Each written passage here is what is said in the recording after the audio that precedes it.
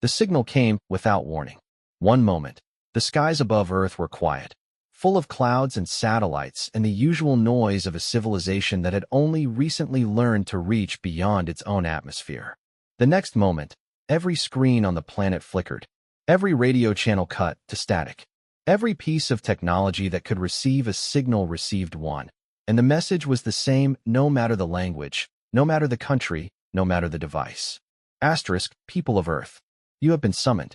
A representative must arrive at Galactic Council Station Helix 9 within 30 of your days. Failure to appear will be considered an admission of guilt. The charges will be read upon arrival. Asterisk, that was it. No explanation. No list of charges. No hint of what kind of trial awaited. Just coordinates embedded in the signal, a countdown, and silence. The first 72 hours were chaos. World governments called emergency sessions. Scientists argued about whether the coordinates were real. Religious groups held vigils in every major city. Social media collapsed under the weight of 1 billion opinions posted in a single afternoon. Some people panicked. Some people laughed. A surprisingly large number of people started making very dark jokes, which was, honestly, the most human response of all. But the coordinates were real. A small probe sent toward them vanished into a fold of space that had no business existing that close to Earth's solar system and reappeared 2 seconds later with a simple automated response. Asterisk, probe received. Humanity's reply is noted. We await your representative. Asterisk, after that, there was no more laughing. The United Earth Emergency Council, a body that technically existed on paper for exactly this kind of scenario, but had never actually been used, met for the first time in Geneva. They needed a representative. Someone to stand before whatever waited at Helix 9 and speak on behalf of 8 billion people. The debates lasted 11 days. Politicians nominated themselves. Scientists argued for a panel. Military leaders pushed for a general. Philosophers wrote long essays about who deserved the role.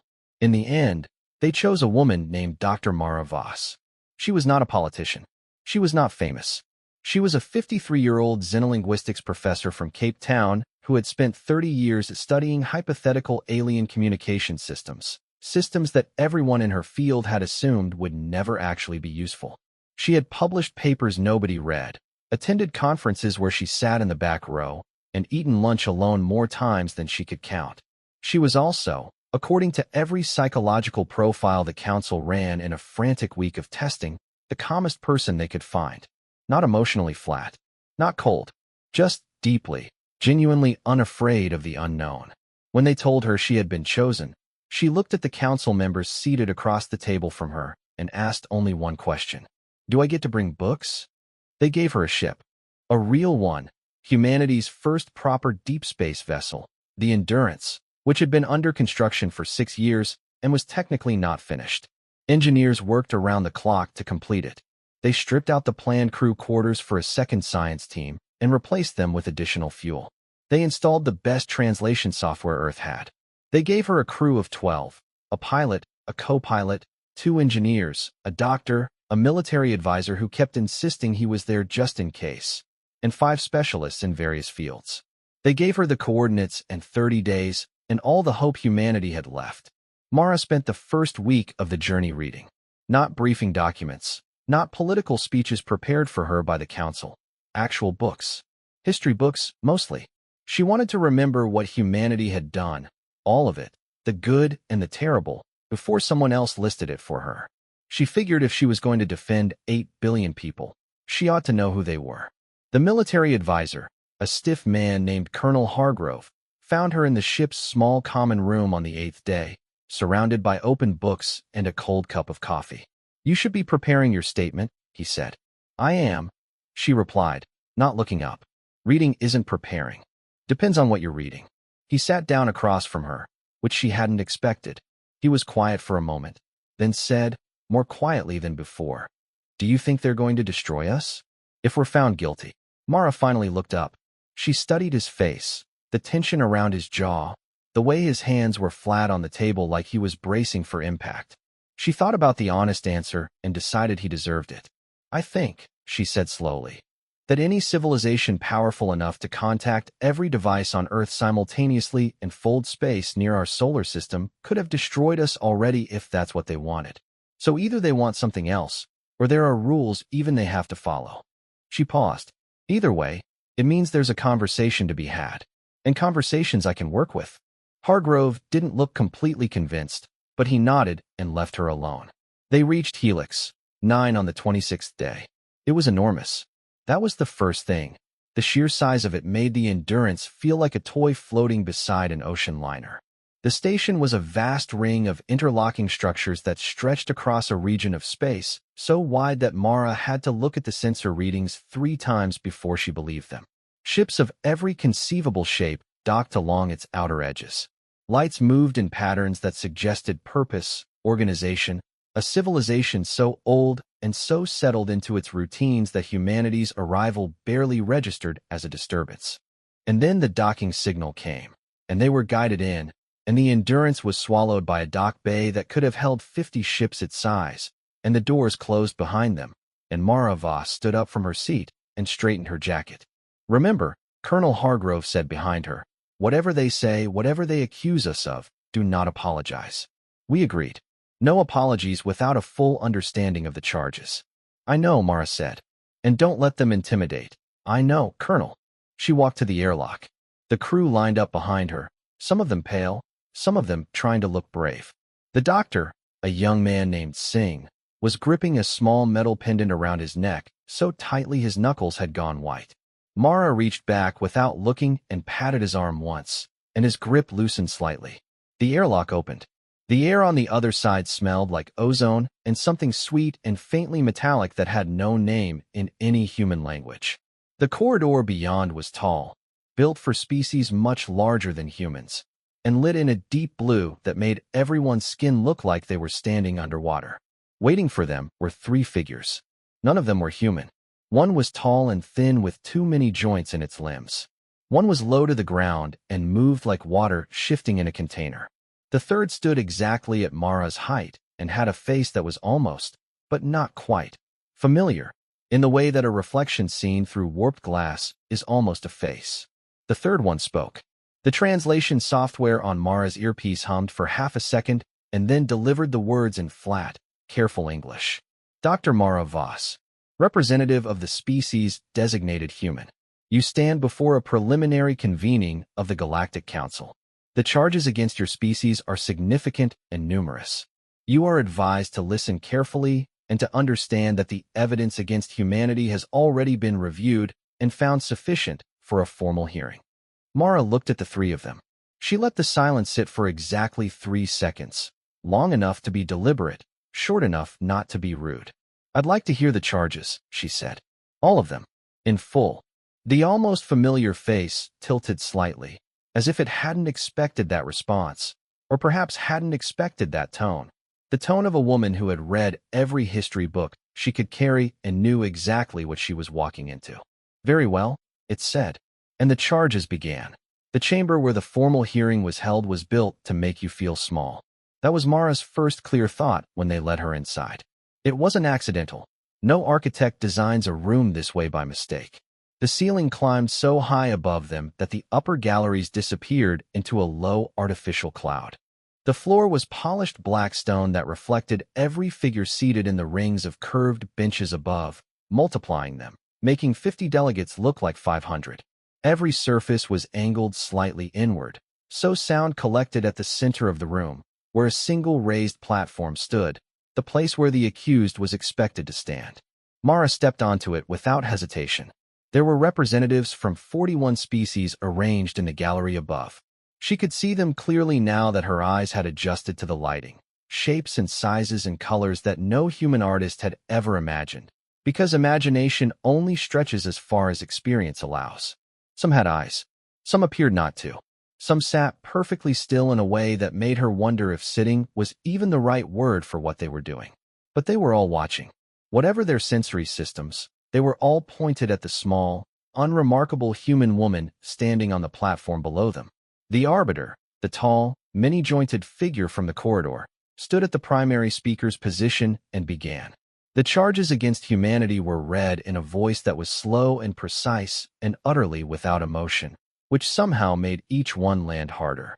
Humanity was charged with planetary destruction, the documented degradation of Earth's ecosystems over 3 industrial centuries, which the Council classified as an offense against a shared galactic biosphere. Humanity was charged with uncontrolled weapons proliferation, the development and stockpiling of nuclear, biological, and chemical weapons capable of mass extinction, which the Council considered a direct threat to neighboring civilizations regardless of whether those weapons had been fired. Humanity was charged with aggressive territorial behavior, the colonization of its own moon and the beginnings of Mars settlement, conducted without any contact with or permission from the Galactic Council, which apparently governed expansion rights throughout the galaxy. Humanity was charged with cultural contamination. Its radio and television signals, which had been leaking into space for nearly a century, had disrupted the natural development of at least 3 pre-contact civilizations in nearby systems. And finally, humanity was charged with something the translation software rendered as recursive violence propagation, a term Mara didn't immediately understand until the Arbiter explained that it meant humanity's wars did not stay contained. Every major human conflict in recorded history had produced refugees, famines, technological disruptions, and economic collapses that rippled outward beyond the intended theater of violence, affecting populations that had nothing to do with the original dispute. The list took 40 minutes to read. When it was done, the chamber was very quiet. Mara could hear Colonel Hargrove behind her trying to control his breathing. She could feel the weight of every delegate's attention pressing down on her from above. She was supposed to respond. The process, as the Council's pre-hearing documents had explained, was clear. The accused species representative would hear the charges, be given time to consult with advisors, and then respond with either an admission, a denial, or a petition for extended deliberation. Most species, the documents noted in dry bureaucratic language, chose extended deliberation. It gave them time to compose themselves. It was considered the measured, civilized choice. Mara asked for no such thing. "I'd like to respond now," she said. A ripple moved through the galleries. Whatever the various species above her used to express surprise, several of them were using it. The Arbiter's joints shifted in a way that might have been the alien equivalent of raising an eyebrow. "The standard consultation period is, I heard the charges clearly," Mara said. "I don't need more time to understand them. I'd like to respond." A pause. A soft clicking sound moved through the gallery. Conversation, maybe, or reaction. Then the Arbiter inclined its head. "Proceed." Mara looked up at the galleries. All 41 representatives. All their attention. "I'm not going to deny the charges," she said. Her voice was calm and carried perfectly in the acoustics of the chamber. "Everything the Arbiter read is accurate. Humanity damaged its planet. Humanity built weapons capable of ending all life on Earth. Humanity began expanding into space without asking anyone's permission. Our signals spread outward without considering who might receive them. And our conflicts have always hurt people who had no part in starting them." She stopped. "Let that breathe. All of that is true." The clicking in the gallery grew louder, then settled. "But I'd like to ask the Council something," she continued. "Not as a counter-argument. As genuine curiosity." She looked up at a cluster of delegates near the top of the chamber. The Varith Collective, according to the seating chart she had memorized on the ship. One of the oldest spacefaring civilizations, present at the founding of the Council 11,000 years ago. How old is the oldest spacefaring species in this room? The Arbiter's joints shifted again.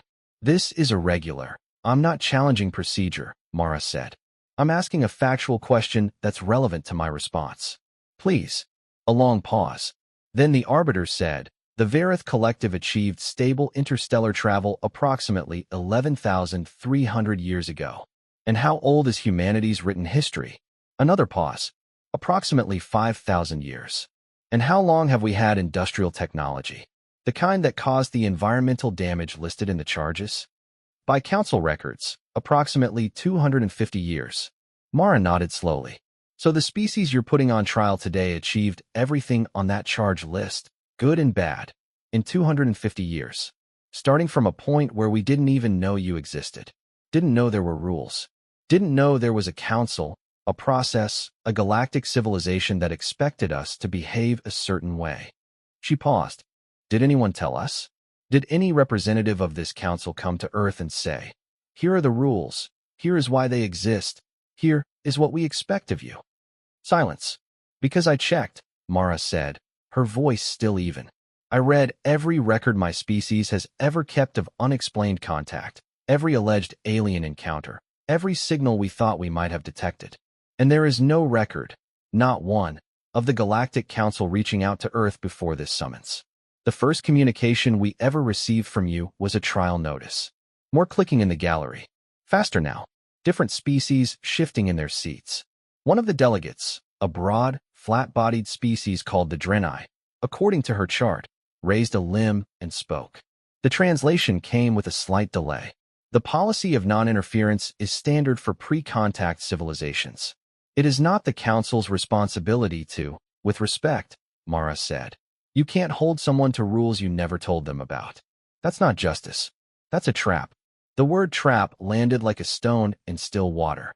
She watched the ripple move through the gallery. She wasn't done.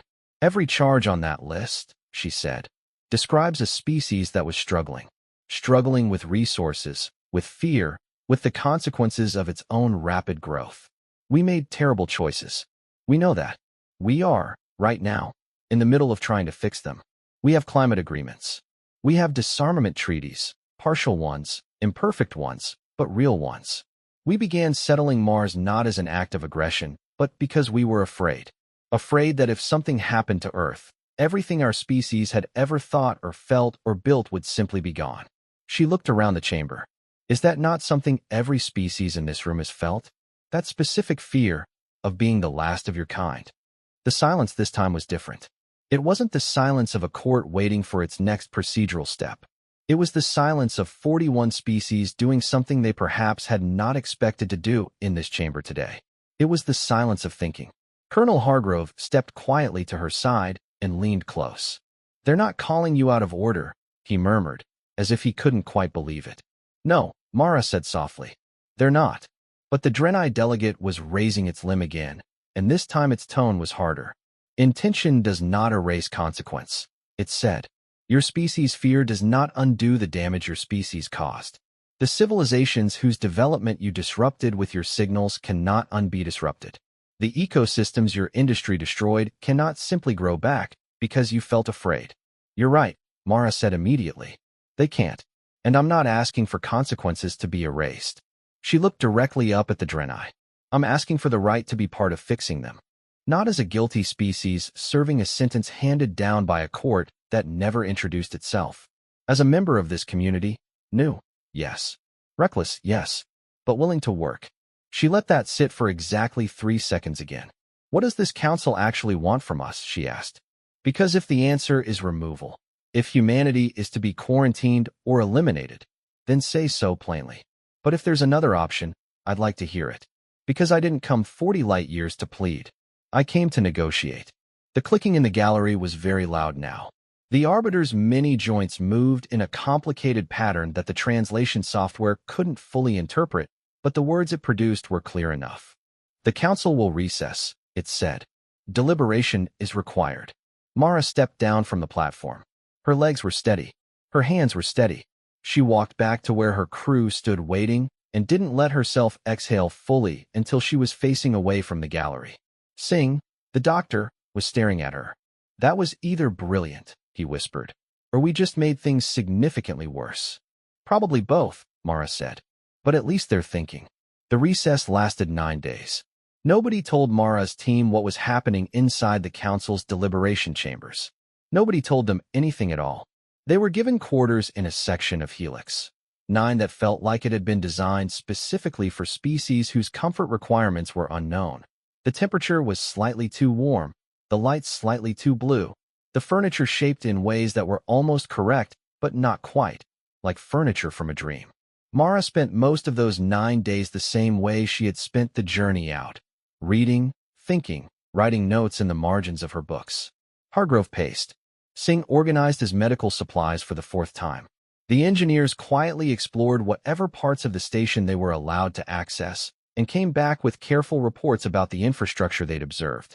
One of them, a soft-spoken woman named Priya, had apparently struck up some kind of nonverbal communication with a maintenance drone that followed her around like a lost pet, which was, Mara thought, very human in a way that made her feel better about everything. On the 5th day, they received a visitor. She came alone, which seemed unusual given the formality of everything else on Helix. 9. She was a member of a species called the Sone. Mara recognized the name from the Council's species registry, which she had memorized, and she moved with a kind of deliberate slowness that suggested either great age or great care. Her name, translated through Mara's earpiece, came out as something close to Essen, and she acknowledged the approximation with a small gesture that the translation software classified as acceptance. Essen sat down across from Mara in the common room of their quarters and studied her for a long moment without speaking. Mara studied back. The Sone looked somewhat like a person if you were looking at them through layers of gauze. The right number of limbs in roughly the right places, a face-like structure at the top, a general sense of uprightness. But the details were entirely alien. Her eyes, if they were eyes, were perfectly circular and deep amber, and they didn't move when she moved her head. Her voice, when it finally came, had a quality like several voices speaking in careful coordination. "You surprised the Council," Essen said. "I got that impression," Mara said. "They expected petitions, extended deliberation, possibly tears. Several species produce stress fluids from facial structures, and it is common in these proceedings." A pause. "They did not expect a cross-examination." "I wasn't cross-examining," Mara said. "I was asking genuine questions." The effect was similar. Essen tilted her head, a gesture that read, through context, as something like consideration. "I have observed 112 hearings in this chamber in my lifetime. I have watched species beg. I have watched species rage. I have watched species attempt to bribe individual delegates, which is explicitly forbidden and always ends badly." Another pause. "I have never watched a species ask the Council to examine its own procedure." Mara set her book down. "Is that why you're here? To tell me I overstepped?" "No," Essen said simply. "I'm here because I voted against the original summons." That was unexpected. Mara kept her expression neutral, but felt something shift in her chest, some combination of surprise and hope that she didn't want to let show too clearly. Why? Because the charges, while accurate, were assembled using the standard review process, which was designed for spacefaring civilizations that have had contact with the Council. Applying it to a pre-contact species is technically within our legal framework, but it has always struck me as ethically inconsistent. Essen's circular eyes held steady. "Your species was not given a rulebook. It was given a summons." "That's essentially what I said in the chamber." "Yes, and you said it better than I could have argued it from the delegates' bench, because you said it as the person it was done to." Essen unfolded one of her limbs in a gesture the translation software interpreted as emphasis. "That matters here, Dr. Voss. In the Council's history, there have been 7 cases of pre-contact civilizations brought to formal hearing. In all 7, the civilization was found guilty and placed under various forms of restriction. In 6 of those cases, the restrictions resulted in the civilization's eventual decline and disappearance from the galactic record." The room felt colder than it had a moment ago. "You're saying we should be afraid," Mara said quietly. "I'm saying you should understand what you're actually facing. The Council's restrictions are not violent. No ships come to your planet. No weapons are fired. But under full restriction, humanity would be quarantined. Your expansion stopped. Your signals blocked. Your communications with the outside universe entirely managed by Council-appointed overseers. Your species would survive, technically. But everything that makes you what you are, the reaching outward, the constant motion, the refusal to accept limits, that would end." Essen paused. "Based on what I have read of your history, I believe that would be a slower death than any weapon." Mara was quiet for a moment. Outside the small viewport in the common room wall, the lights of Helix 9 moved in their endless, organized patterns. "What happened to the 7th?" she asked. Essen made a gesture that had no direct translation but felt, in context, like something between respect and sadness. "The 7th refused restriction entirely and was removed from the record by consensus enforcement." The silence after that was heavy. "So what do you recommend?" Mara asked. "I recommend," Essen said carefully, that when the council reconvenes and presents its verdict, you do not simply respond to it. I recommend that you come with a proposal, not a denial of guilt. You have already correctly declined that path, not an appeal for mercy. That implies helplessness, and the council responds poorly to helplessness. A proposal, specific, structured, actionable. Something that answers the charges with a plan rather than a plea. What kind of proposal would they actually accept? Essen stood, slowly, in that careful way of hers. That is the question you need to answer in the next 4 days. I cannot answer it for you. If I helped construct your proposal, it would carry less weight than one that comes entirely from your own people. She moved toward the door. But I will tell you this. The most significant thing you said in that chamber was not your argument about the rulebook. It was the question you asked at the end. Mara thought back. What does this council actually want from us? Yes, Essen said. Because most accused species never ask that. They defend themselves. They argue. They petition. They do not ask the court what it needs. She paused at the doorway. The answer, if you are genuinely asking it, is that the council wants what it has always wanted. Not punishment. Not control. Stability. Every civilization it has ever restricted or removed was restricted or removed because it represented an unpredictable variable in a very large, very carefully maintained system. Her circular eyes held steady on Mara. Show them that humanity can be a predictable variable, not a tamed one, a reliable one. There is a difference. She left. Mara sat alone in the common room for a long time. Then she called her team together, all 12 of them, crew and advisors and specialists, and she told them everything Essen had said, and then she said, "We have 4 days. I need every idea anyone has. No filters. If it sounds crazy, say it. If it sounds too small, say it anyway. We are not leaving this room until we have a proposal worth presenting."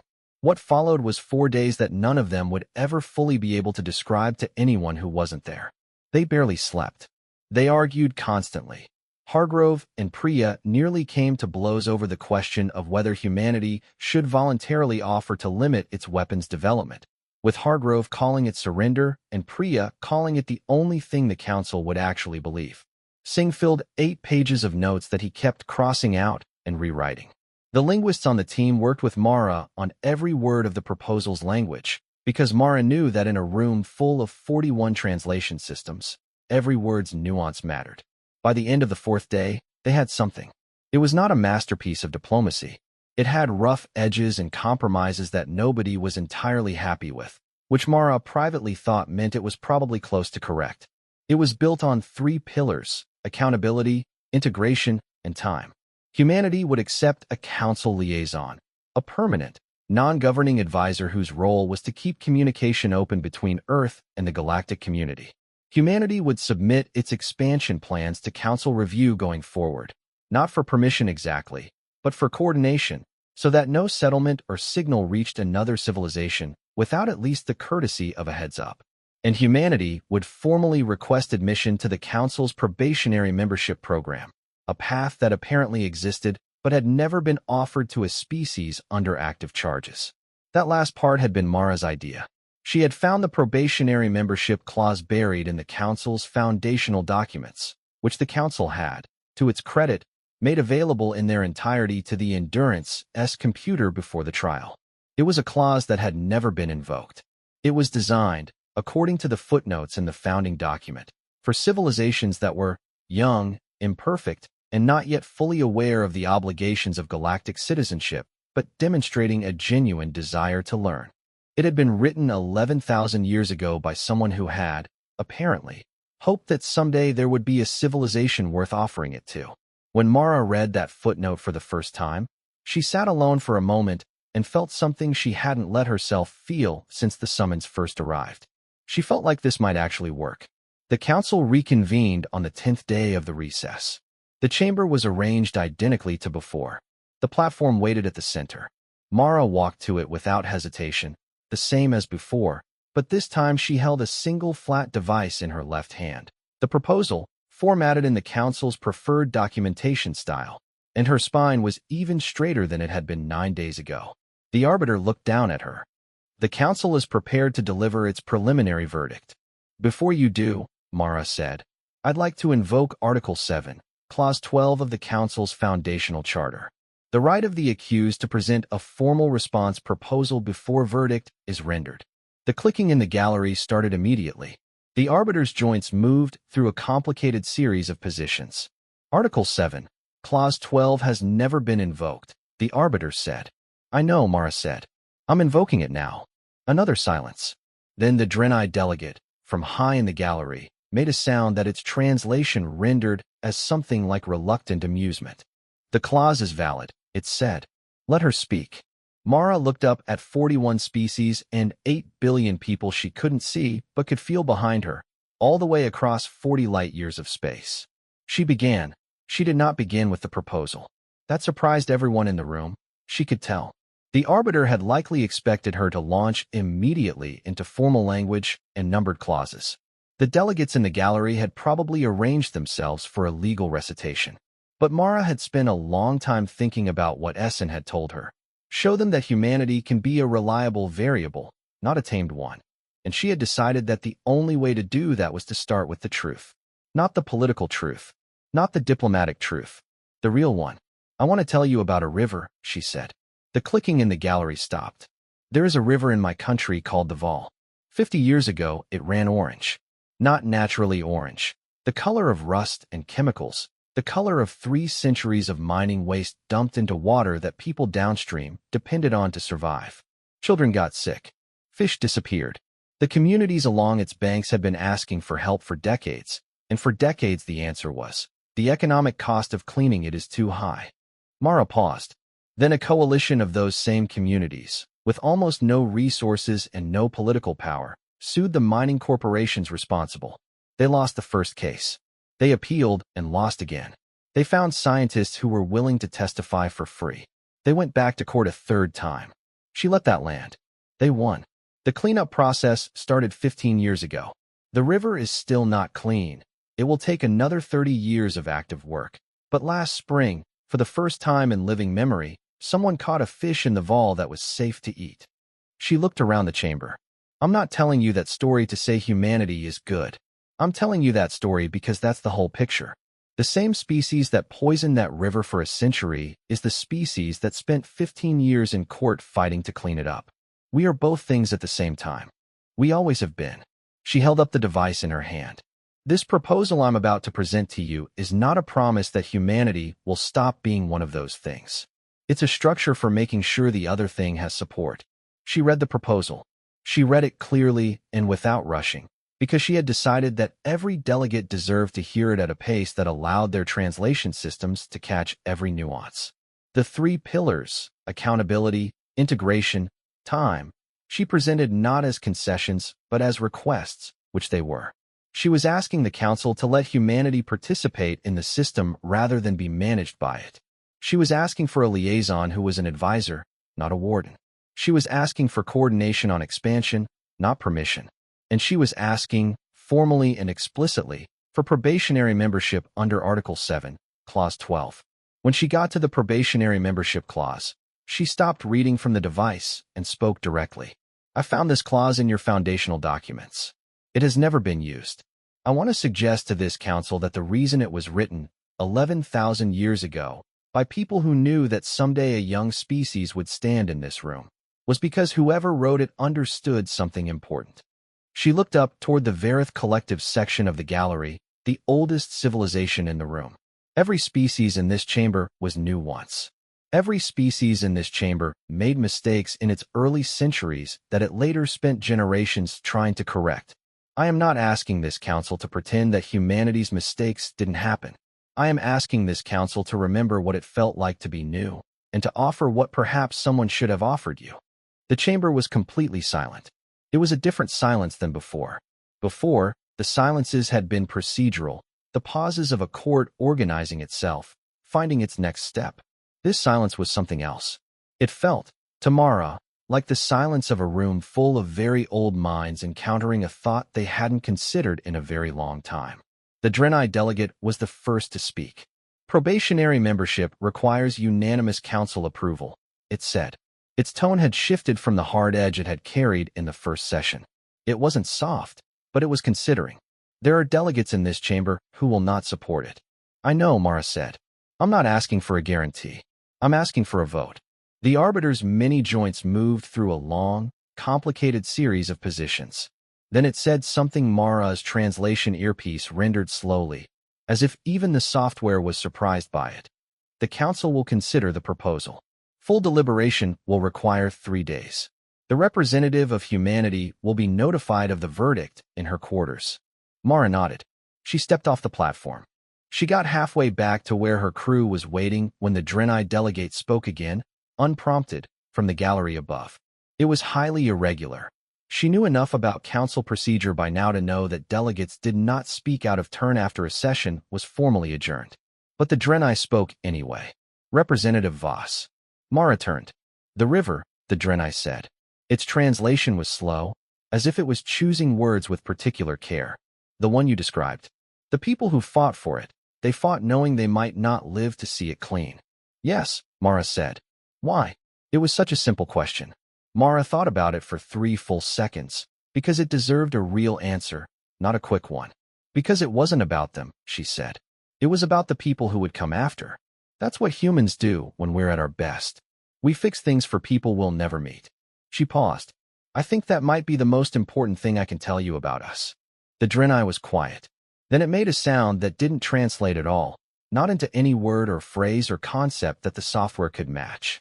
But it felt, in the way that some things feel across any gulf of difference, like something close to acknowledgement. The 3 days that followed were the longest of Mara's life. She didn't read.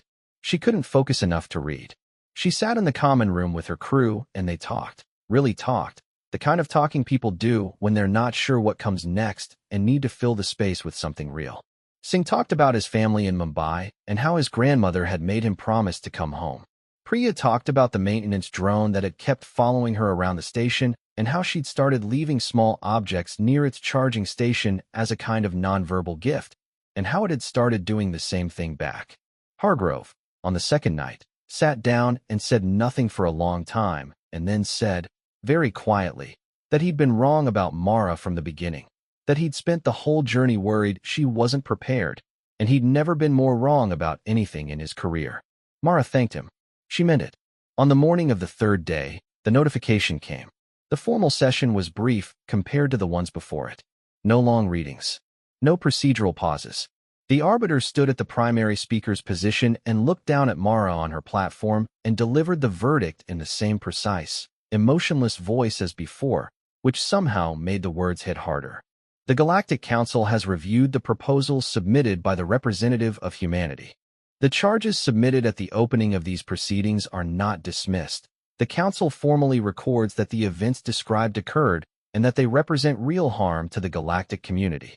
However, the Council has determined, by a vote of 31 in favor, 8 opposed, and 2 abstaining, that the appropriate response to these charges is not restriction. Mara held very still. Humanity is hereby accepted into probationary membership of the Galactic Council. The terms of probationary membership are as follows. A council liaison will be assigned to Earth within 60 of your days. Humanity's expansion activities will be submitted for coordination review going forward. Humanity's signals will be managed cooperatively rather than unilaterally. And humanity will be granted access to the Council's full archive of contact protocols, expansion guidelines, and galactic agreements. The rulebook, as it were, that should have been provided long ago. There was something in that last line, the acknowledgement, however formal and flat its delivery, that made Mara's throat tighten in a way she hadn't expected. The Council notes, the arbiter continued, that probationary membership has never previously been granted under these circumstances. The Council further notes that the representative of humanity is the first accused party in recorded Council history to invoke Article 7, Clause 12. These precedents will be recorded in the Council's foundational archive. And then, in what Mara suspected was a deviation from formal script, because the arbiter's delivery shifted very slightly, became almost, not quite, but almost warm. It said, the Council also notes that the representative of humanity was the first accused party to ask the Council what it needed, rather than asking only for what her species needed. This will also be recorded. The session ended. Mara walked back to her crew. Singh had both hands over his mouth. Priya was crying quietly and looked furious at herself for it. Hargrove was standing at perfect military attention, which was apparently how he processed relief. The pilots were gripping each other's arms. The linguists were already talking rapidly to each other in low voices, probably already thinking about what this meant for communication protocols. Mara stood among them for a moment and let it settle over her. All of it. The weight of the past 40 days, the impossible distance between here and home, the 11,000 years of galactic history that humanity had just become a small footnote in. Then she said, "Someone should call Earth." Hargrove let out a breath that was almost a laugh. "Yeah," he said. "Someone should." The signal took 2 hours to reach Earth at the speed the station's communication array could push it. Mara sat in the communications room and recorded a message, not the one the Council had prepared, not the formal diplomatic language that would be released to governments, but a personal one, the kind she would have sent to a friend. She talked about the chamber and the silence and the Draenei and the river. She talked about what Essen had said, about being a reliable variable. She talked about Priya and the maintenance drone. She did not use words like victory or triumph, because it didn't feel like that. It felt like a beginning. The messiest, most uncertain, most human kind of beginning. The kind where you've done something you're not sure was right, but you did it anyway because the alternative was worse, and now you have to live up to it. The response from Earth came 6 hours after that. It wasn't official. It wasn't from the Council or any government. It was a data packet of messages from ordinary people, thousands of them, then hundreds of thousands, then more than the system could count, sent by anyone who had found the public transmission channel that some engineer at the United Earth Council had quietly left open. People from every country, every language, every kind of life. Some of them said thank you. Some of them said come home safe. Some of them asked questions, curious and urgent and very human questions, about what the aliens looked like and whether they were friendly and whether there was food on the station and whether the stars looked different from out there. One message, from a child somewhere in Brazil whose name was listed only as Tomas, said simply, "Asterisk, did you tell them we're trying?" Asterisk Mara read it 3 times. Then she wrote back, asterisk, "Yes, Tomas. I told them. And they believed us." Asterisk the Endurance left Helix, 4 days later. It carried back with it a copy of the Council's full archive, everything humanity had never known, every rule that had never been shared, every piece of context that might have changed 3 centuries of history if it had arrived when it should have. It also carried back the formal agreement of probationary membership, a Council liaison assignment list, and a message from Essen that Mara would not share publicly for many years, not because it was secret, but because some things are too important to rush. The message said, asterisk, the clause was written by a species called the Honoree, who no longer exist. They disappeared 6,000 years ago, not by violence, but by choice, as some species eventually make. Before they left the galactic record, the last member of their Council delegation wrote the probationary membership clause into the founding charter. When asked why, she said she had seen too many young civilizations destroyed by a system that forgot it was once young itself. She wanted to leave a door. Asterisk asterisk, you walked through it, Dr. Voss. She would have been glad. Asterisk Mara folded that message carefully and kept it in the same pocket as the first book she had packed, the history of a species that had spent 10,000 years making every possible mistake and another 10,000 years slowly, imperfectly, trying to make things right. It fit there perfectly. Outside the viewport, the stars were very bright, and the Endurance was going home.